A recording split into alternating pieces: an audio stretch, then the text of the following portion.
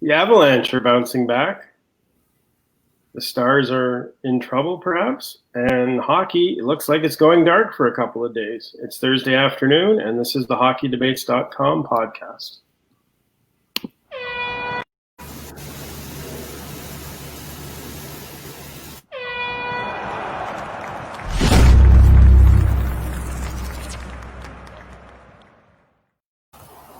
Welcome, everyone. I'm Bob Duff, as always, joined by my co-host, veteran Hall of Fame hockey writer Kevin Allen. And today, as we always are on Thursday, we're joined by Sascha Paruk, the lead oddsmaker at sportsbettingdime.com. And of course, this is the hockeydebates.com podcast powered by sportsbettingdime.com. And if you're looking for a source for odds, for sports news, game predictions, if you're looking to see who's the favorite to win the Stanley Cup, the Hart Trophy, or who's going to win a specific series, well, you're going to want to check out all the info at sportsbettingdime.com. We'll be talking about some of their Stanley Cup odds today, and we'll also leave you a link at the end in the description of our show so you can connect with Sports Betting Dime yourself. So, Sascha, we've got kind of a developing story. It would appear that, although nothing official has been announced, there's going to be no NHL hockey tonight or tomorrow due to the protests over the incidents with the police and African Americans in the U.S. And from a betting standpoint, obviously it's a unique scenario. I mean, people have obviously bet a lot of money probably on tonight's game. How do sportsbooks generally handle that? I mean, the only reference point I could imagine would be like a baseball game where there could be a rain out and the game's postponed. Is there any hard and fast rule, or do they kind of all do what they want? So this is a pretty unprecedented situation. Nothing like this has really arisen for the NHL in recent history. The short answer is that there's no uniform, universal answer. Sportsbooks set their own rules, which they're entitled to do. And they could potentially treat them differently from site to site, from sportsbook to sportsbook. I think your inclination about comparing it to a baseball rainout is probably going to prove accurate at the vast majority. So in the case of a baseball rainout, if the game doesn't get played that day, all bets are voided. So you just get your money back. And if you want to bet on it the next day, you can go ahead and do so. So I have a hunch that is how bets on tonight's games are going to be treated. I think if you had money on it, you're going to see that money back in your account, the same amount that you bet. And if you want to go ahead and put it on the game tomorrow, you can go ahead and do so. But at the same point in time, there may be sports books that say, no, we're just going to hold on to this and we're going to let the bets ride because we know exactly when the game's going to be played. And there's no real difference between them playing today and playing tomorrow. So in a situation like this, I mean, obviously there are, unlikely to be a lot of changes that in effect tomorrow that wouldn't have been in effect tonight. That's where I would see it different than a baseball game. Like the guy who was pitching tonight, if they get an extra day's rest, they might go to a different starter. And if they do, that could change certainly the batting order of the other team. So you could be looking at an entirely different game that you're betting on in that sense. But I would think in terms of a playoff series, whatever changes the coaches have decided to implement for tonight are probably still going to hold true whenever they play, if it's Saturday or Sunday. Yeah, the only thing that I would really be considering different is rest, in particular for goalies. So you think about a guy like Carter Hart, who's played every minute for Philadelphia, I believe. And then compare that to the Islanders, where Semyon Varlamov was pulled in the first period of the last game, and now he's getting another day to rest. So in theory, playing tomorrow, he should be pretty well rested. And is that going to be an advantage? I don't know. But I think you're right for the most part. I don't think it changes much. Well, when you look at the Boston-Tampa Bay series, cynic that I am, if I was a Bruin, I might have thought, why don't we protest last night? I mean, when they had to play the second and back-to-backs, and when you got so many old guys in their lineup like Halak and Chara, and even Bergeron's getting up there in years, another day's rest might have helped them. But we look at that series, and it's interesting how it kind of parallels the 2018 series between the two. But that was in the second round as well. Bruins won the first game, and then Tampa Bay just took over and won the next four. And that's what we've seen so far, Kevin, is that the Bruins look like the second best team since game one. And you see Boston bouncing back here? I really don't. And, a lot of it is, because of the absence of Tuukka Rask in my book. I mean, it's not only the quality of his goaltending, but I think there's a confidence level that comes from having, Rask back there. They're very familiar with him. He's had success with them. And, one of the great lies in hockey is when players say, it doesn't matter who is in net, we play the same. Well, you don't really do that. And, with Bruins, Halak is a terrific backup goalkeeper, but, he's a backup goalkeeper. And I think it weighs a little bit on the Bruins to, have the knowledge that their number one guy isn't there. And then you add in the fact that, this Tampa team looks to me to be the one that's, going to finally carry the ball to the finish line. I don't know if they're going to win it, but, they have all the elements and the trades that were made to help them. This is a team that's got so much offense. It's got, maybe the most talented goalie in the league in Vasilevsky, and, a defense led by a perennial Norris Trophy candidate in Hedman. So, when you look at all those qualities, you wonder why Tampa was eliminated so quickly last season. But to me, they look like a team that's, got it together this season. But, I've said for a lot of years that the most important game always in any playoff series, I don't care what you're talking, Stanley Cup final, opening round, is game 4, because it's always the difference between 2-2 and 3-1. And that's the difference always in a series. So, with that approaching, we'll know more about this series when we play that game 4. And Sascha, it seems like the same maladies are impacting the Bruins yet again. They can't seem to get any scoring beyond the Bergeron, Pasternak, Marchand line. That's again been the case for much of this series. And the puzzling part to me is their defense was one of the most productive rear guards in the league this year. They scored 32 goals in the regular season. They've got 1 in the playoffs, and the guy who scored it, Connor Clifton, was scratched for game 3. So there just seems to be a lot of issues going on at once for the Bruins. Yeah, and you wonder if that's a product of not having Tuukka Rask sort of indirectly, where their defense, their blue line is sort of a lot more focused on limiting chances, which they're doing a fairly good job of. But they're not sort of jumping up into the rush as much and not trying to generate the same level of production because they don't have nearly the same confidence in the goalie behind them. Yeah, I do think, Bob, in the playoffs too, defensemen take fewer chances. So, you always see their numbers. There's always 1 or 2 defensemen whose numbers kind of go up because, they start off and they're hot and they get confidence and they roll. But for the most part, I find defensive numbers are down a little bit simply because they don't want to take those chances that might cost their team on the back end.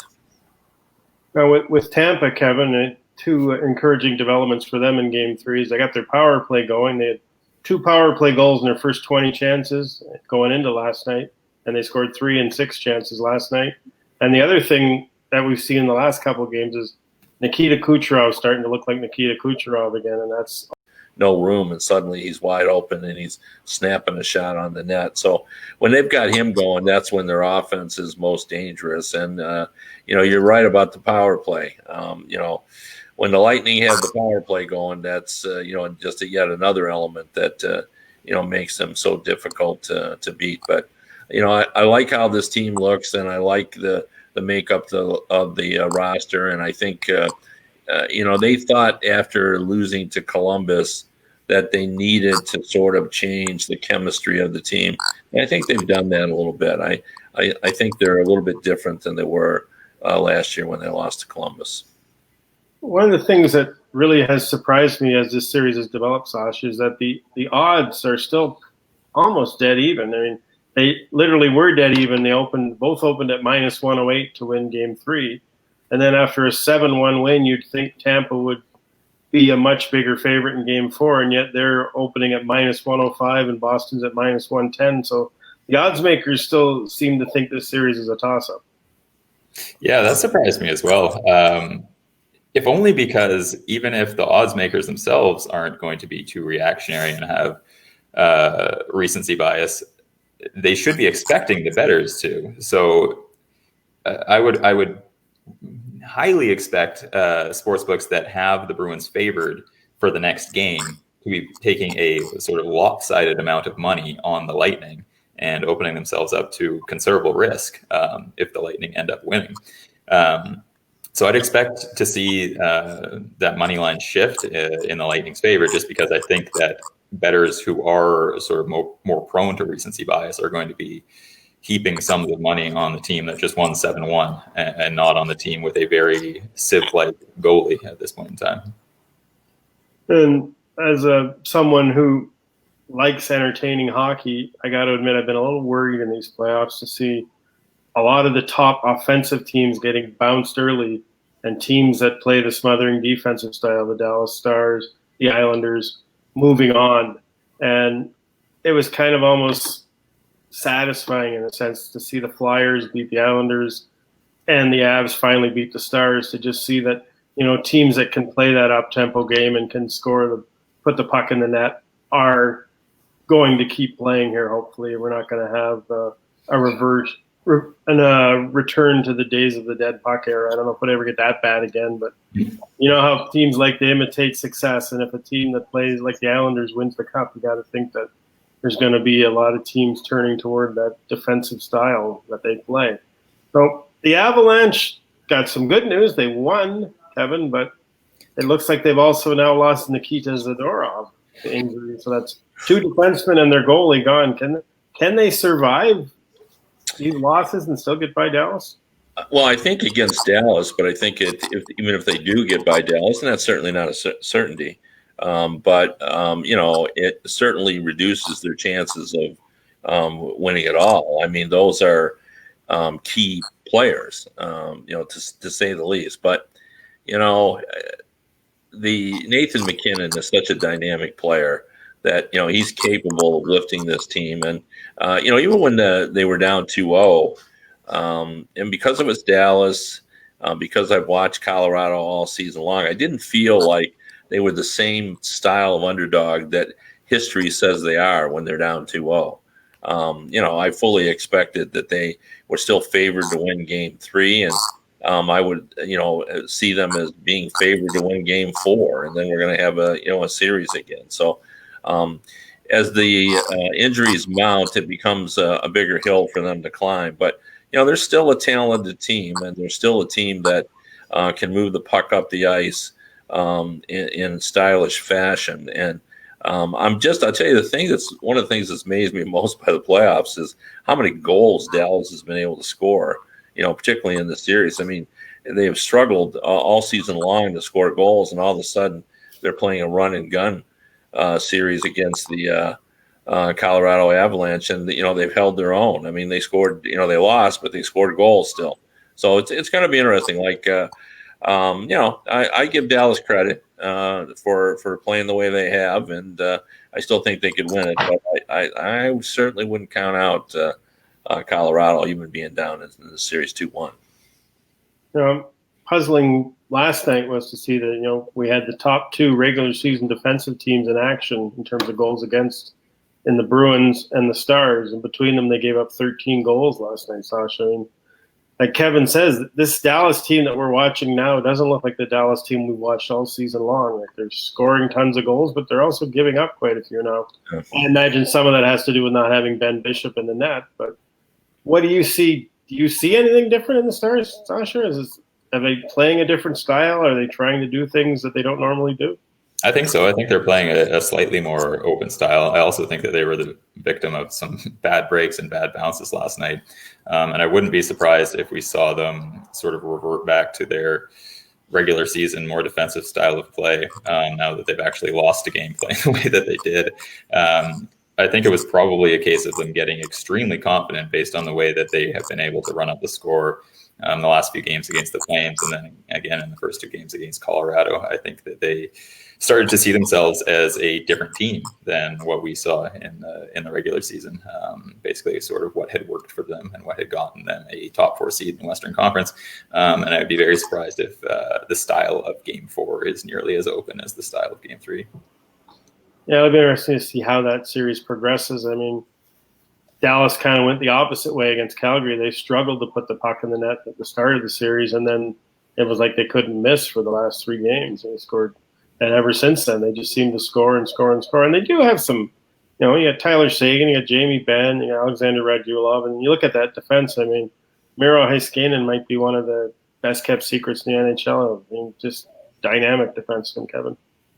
Yeah, he's terrific, and he's almost Klingberg is pretty good offensively, but you don't even notice him anymore because Heiskanen is clearly the guy on that team now. Like when he's on the ice, he makes things happen, and I think he's well established within the league. Maybe nationally among fans, he hasn't got quite the recognition that he will eventually have, but he's going to be like a Nick Lidstrom style defenseman when he's done maturing. And by that, I mean, he's going to be as good defensively as he's good offensively. You may not necessarily view him as one of the flashiest guys in the league, but he'll make plays every game that, will get him, his points will pile up and he'll have such a, impact on the game. And in this case, on the playoff series, like, he's a key factor for the Dallas in this series. I mean, you notice him every time he's out there. He was a guy who, got a lot of consideration, certainly for the Rookie of the Year last year. Sasha, he didn't win it, but you got probably the 2 guys that are going to battle it out for this year's award. I mean, the votes are already counted, so we'll find out who won. It won't have any bearing on what they do in the playoffs, but we've got Cale Makar and Quinn Hughes both trying to push their team further in the playoffs. And, you see basically 3 defensemen when you throw in Heiskanen into that group who are early 20s who are playing major roles. I mean, the defense is supposedly that position that takes you a long time to mature into a capable NHLer. And yet we see, quality teams go down to the final 8 and they're all counting on very young defensemen. And I've seen some comparisons lately to those guys and Scott Niedermayer, and that's pretty high praise to give them. But is this another sign of the changing of the game that, teams are willing to rely on a 21-year-old defenseman to carry them? That's exactly what I was going to say. Is I think that's a testament to how much the game has changed, to how much more open it is on a day-to-day basis, to how much the referees are not going to let the clutching and grabbing go. So skating ability is paramount right now, and you have players like Makar or players like Hughes who have sort of come of age, grown up, matured, playing that style of hockey. And then, you look at the opposite end of the spectrum, you think about what did hockey look like when Zdeno Chara was 20 years old, considerably different. And so it's a product of the way that the game is played and the way that referees are calling the game, where there is so much emphasis on your ability to get up and down the ice and to use your feet to get yourself into the proper defensive position, more than being able to clutch and grab and just sheerly using your strength to play defense. And I think coaches have had to sort of retrain themselves in terms of how they viewed players. I mean, for many years, particularly during, and Sasha alluded to this, during the clutch and grab era, when strength was such an important factor because you had to fight your way through. And of course, younger players aren't as strong as, veteran players who have lived in the weight room and played in the league for, 8 or 10 years. So they had trouble, making plays and utilizing their tremendous skill. Well, now because they don't call as much, that's become less of a factor. Well, the problem is that coaches had learned to mistrust younger players. And now you see coaches that just anoint younger players and give them the amount of ice time they need. And most importantly, they allow them to make mistakes. And, with a veteran player, and I've talked with players through the years who all point out that, great defensemen make mistakes. Ray Bourque used to make mistakes. Larry Robinson used to throw the puck up the middle all the time. In the name of making a great play, but sometimes they'd get picked off and go the other way. Well, as they were stars, they were allowed to make those mistakes because they were great players, but young players were never allowed. Well, I've watched now, like Quinn Hughes gets a lot of rope. Makar gets a lot of rope. They're allowed to play. and be who they are. And I think that's the difference. The coaches have had to sort of change their thinking a little bit and learn to trust younger players. Do you think, Kevin, there's any element to it? All three of those young defensemen, Heiskanen played a couple of years in the Finnish league against men, and both Makar and Hughes came through college. Now, the old-time theory was that junior hockey was the best route to the pros because it mimicked the pros the closest with the game schedule and that. But is there an element now, maybe because these college kids they get more time in the weight room, they get more time to work on their skills because they don't play as many games? Does that make almost that route somewhat better in the long run? I don't think it makes it better because I think it depends on the individual player, but I do think it helps certain players. And, I think maybe Hughes in particular, if we can just concentrate on him, it probably helped him because, he came to the U.S. National Development Program where there's a lot of emphasis on weight training, a lot of emphasis on getting stronger. And, they really keep track of how strong these kids are when they show up and how strong they are when they leave. And it's really night and day. And, they play older players, even in the development league, they play against college teams. And, some of those college teams have 24 and 25-year-old men, and they're 17 and 16, playing against those kind of players. So I think it's probably helped Hughes that he went that route and he played against older competition and that he had time in the weight room so that he showed up maybe just a little bit stronger than you would think for a player his size. So I think probably all that benefited him, and Makar probably as well. If you want to bet on the Calder Trophy, you can still do that. And you can certainly check out sportsbettingdime.com for our Calder Trophy tracker. And let's talk about the Canucks. They always talk about a young team that doesn't have playoff experience. What happens the first time they get punched in the face? Well, Vegas punched Vancouver in the face pretty hard in Game 1, and the Canucks came back with a heck of a response in Game 2. So here we go again, Sasha. People underestimated the Canucks. They said, okay, this is it. They're finally done, and they come right back out and play maybe their best game of the playoffs. I think maybe people underestimated Jacob Markstrom, maybe not necessarily the team. It was – there's no doubt that the entire team played much better, in particular in the first period in Game 2 against Vegas. And getting off to a decent start was so big for them. Because I think if they fell behind 1-0 in that game, the series is basically over. But at the same point in time, when you look at this sort of advanced stats, when you look at chances created, when you look at Corsi and Fenwick, Vegas is dominating. They dominated Game 2. Vancouver set a franchise playoff record for blocked shots, something like 40. And so I don't think that Canucks bettors, Canucks fans should look at Game 2 and think, oh, this is a toss-up series, because that's not really what the numbers are saying. But at the same point in time, when you have a goalie who's playing as well as Jacob Markstrom, you're going to have a chance. And so the Stanley Cup odds, after the Canucks tied the series at 1, the Vancouver Canucks were still plus 1,900 to win the Stanley Cup. So bet 100, win 1,900. The next longest team was plus 1,100. The Colorado Avalanche were still down around plus 1,000 when they were down an 0-2 hole to the Dallas Stars. And when I saw that, I thought, okay, you are undervaluing the Canucks a little bit, not a huge amount, but a little bit. So if you can still find a plus 1,900 price on them to finally lift their first Stanley Cup in a 50-year franchise history, sure, take a flyer on that. I think they have a better than that gives them a 5% chance. I think they have better than a 5% chance to actually do this. I believe in everything Sasha said about how they played Game 2, but I have a however. And the however is this. Historically in the playoffs, you got to find different ways to win games. And nobody asks you how you want it. You got to figure out how to do it. And you got to win on nights when you are not the better team. That's how you win a Stanley Cup championship. We've seen it for years. The St. Louis Blues last year, I thought, were a good example of that. There were periods when they didn't look so good, but they figured out a way to do it. And, the fact that the Canucks, who are so skillful and so fun to watch and so dynamic, blocked all those shots and just played kind of a 1970s, 1990s, type of game to sort of win that game, just getting in front and making sure that the puck didn't get through and getting big saves.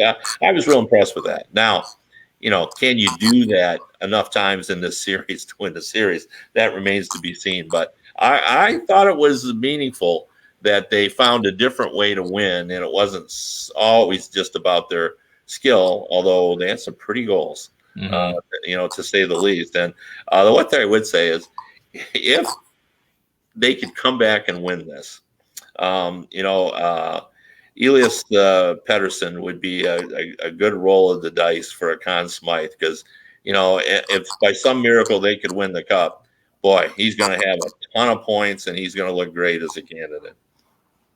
Now, there was a bit of controversy in Vegas last week, Kevin, with Alan Walsh, Marc-Andre Fleury's agent, posted a photo on social media of Fleury in his goaltending outfit, the front of the net, with a dagger through his back, implications that Vegas had stabbed him in the back by going with Robin Lehner. Now, I can't imagine that an agent would post that for a client without clearing it first with the client. I mean, Fleury tried to plead innocence, it seemed like, in this whole scandal, and did ask him to take the photo down. But I can't imagine that he did that without talking to Fleury first. You don't know Alan Walsh then. I mean, that's kind of his MO. I mean, I know Alan Walsh pretty well, and he's a flamboyant agent. I actually respect him for the how he digs in on concussions, and he's out there promoting a safer game. He wants to see more done about concussions. I've talked to him many times when I've done so many concussion stories. And, Fleury is not the first of his clients that I've talked to who has had to try to walk back something Alan Walsh said in the name of backing his clients. That's just the way he does things. He's a former prosecutor. He's very aggressive. He's out there, as we all know. He's a great read on Twitter.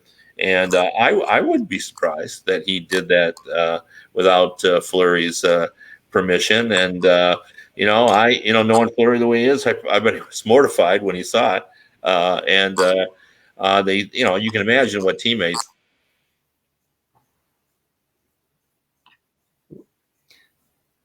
We lose Kevin. I think we've lost Kevin. No.